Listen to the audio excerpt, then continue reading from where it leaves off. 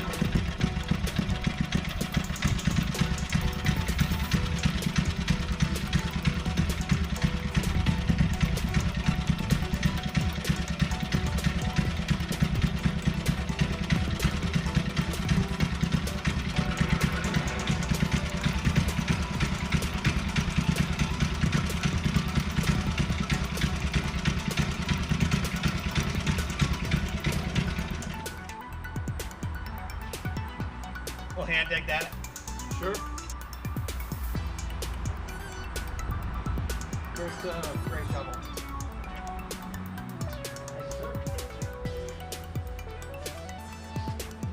I had a kid I used to go to high school with. Your mail? He did. I don't think he works there anymore, but he did, yeah. Or if he does, I haven't seen him in a while. Well, of course, he's been shut down and everything.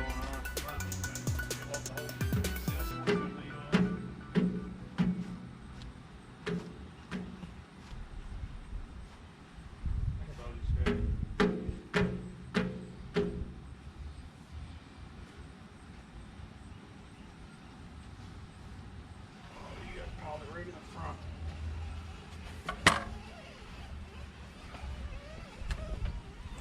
Once you get the sod out of there, go ahead and recheck your center stake, just because you do remove a lot of sod and dirt and it gets loose, and that's what you're going to be using your measurements off of.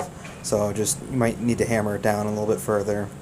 At this point, you're going to finish raking out any of the organic material that may be left in there, clearing out any rocks, any other debris that's left over, getting it so that it's pretty much just the dirt itself, no sharp objects or anything like that.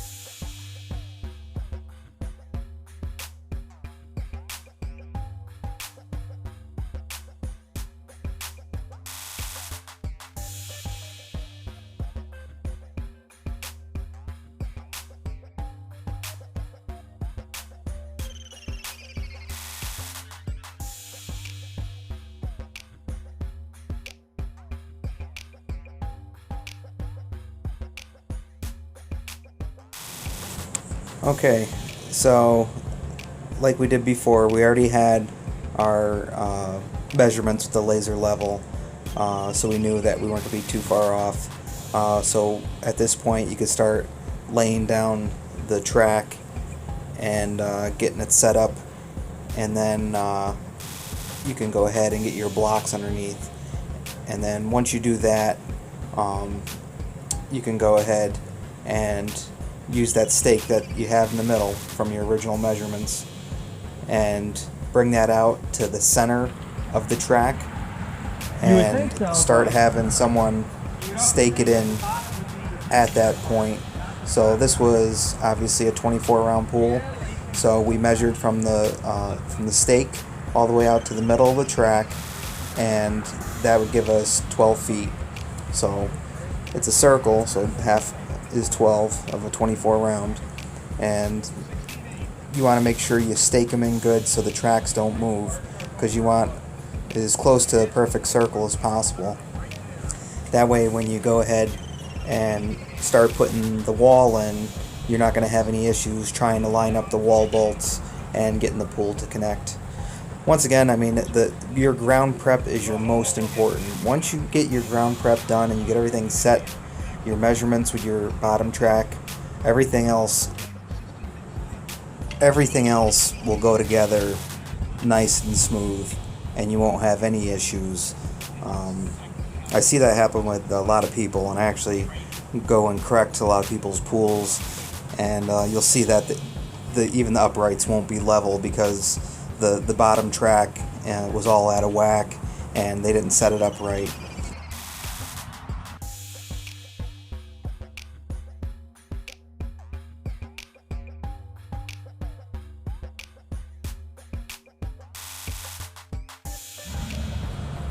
So as you can see here, one guy's measuring while the other guy follows him around and stakes behind the bottom track.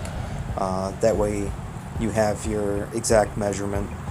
So once again, 24 round pool, they're measuring out 12 feet to the center of that track, because that's where your pool wall is going to be.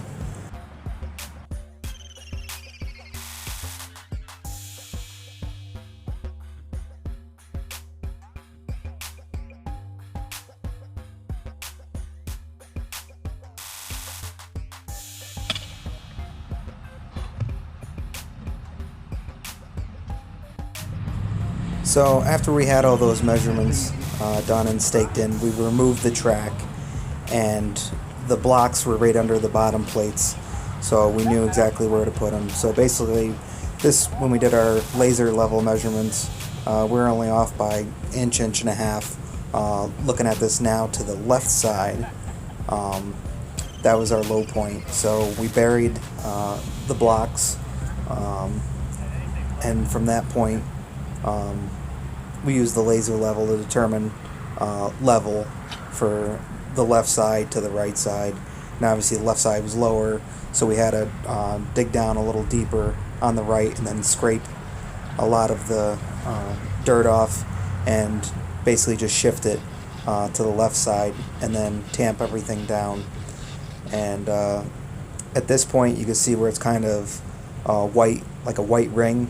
Basically that's our mason sand, and what we're doing right now is leveling in between each of those blocks that we set with the laser level, because not only do the blocks need to be level, but in between the pool wall and those blocks needs to be level where the bottom track sits. So basically you're going to put 2 bottom plates, one on each side of a piece of the bottom track, and you're going to place it on the blocks. So you're going to have the one piece with a bottom plate on each block, and you're basically just going to move that back and forth to smooth out in between, and that's how you level in between the pool. And that's what I'm doing right there.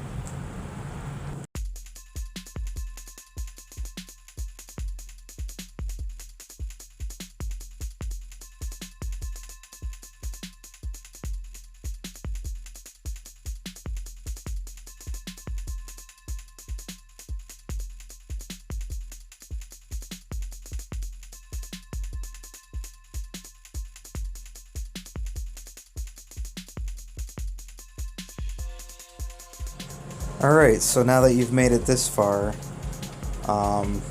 this is where you got your ground picked, you got it level, you got your blocks in, you got it level in between each block.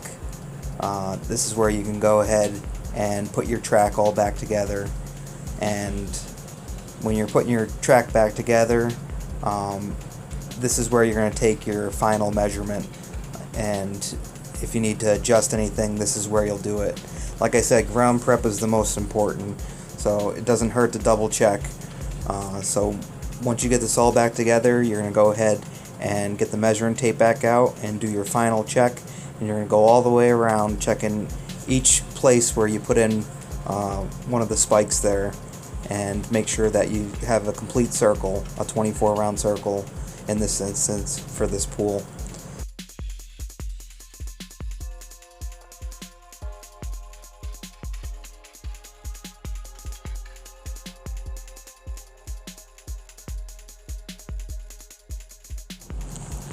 Okay, now that you made it to here, basically it's like you're putting sauce on a pizza, except you're going extra thick on the sides. What you want to do, you want to go ahead and put the sand not too close to the track, because you got to be able to lift the pool wall up over it when you're installing it. But you want to make a nice cove, roughly about 6 inches on the edge there. So when you do get the wall up and everything, you can push that cove over into the wall and then tamper it on an angle. That way it's protected and you have a nice cove all the way around. So you're going to go ahead and do the cove all the way around the pool, except where you have that one piece of track out, so you can obviously get your wheelbarrows in without, running over your track. And just start getting the sand in and spreading it. And you want to spread it so you have at least a 3-inch thick base. It just takes a lot of practice to get it to where where it's about 3 inches. Main thing is, as long as you get all the rocks and anything sharp and all the junk out of there, and then you put this nice mason sand and build it up with a 6-inch cove and a 3-inch base, you'll never have any issues with stuff ripping or coming up through the liner. Although it does happen, unfortunately, in rare instances, especially living in the Northeast, because the way the weather is, and the freezing and thawing. But it shouldn't happen if you do a good job and take your time. Once again, ground prep is the most important. Do it right the first time, and you don't have to worry about it. So that's what we're doing, and getting it all in there, and start spreading out. And then if it's dry like this, because obviously this was one of the hottest days of the summer, almost 100 degrees, you got to spray the sand down and try and keep it wet so it's not blowing all around and it's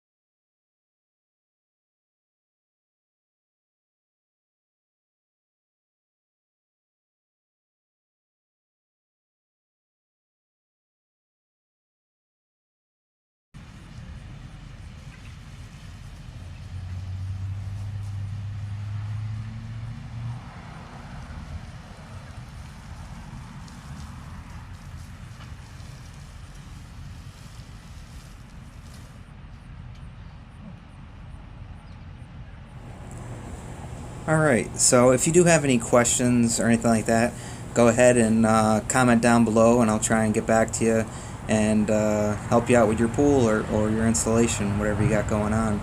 Also, go ahead and check out my other videos for the full pool installs and liner changes. Different parts will help you out depending on what part you're stuck at or have questions about. I do want to get into more videos as far as how to use the laser level and all that, because I had some questions about that when doing the pools.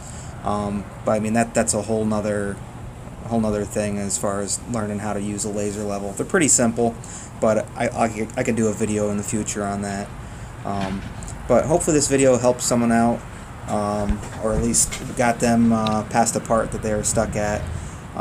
So once again, go ahead and just go ahead and share the video, like it, click subscribe if you haven't already, and thank you for watching as usual. It's not So. China, it's Japan.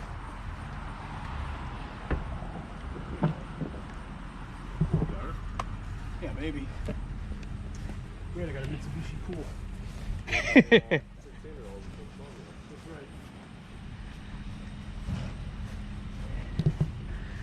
Alright. You can't say goodbye without saying goodbye to me. Alright, Olaf, we'll see you on the next one. Alright, bye, Obo. Hi, guys.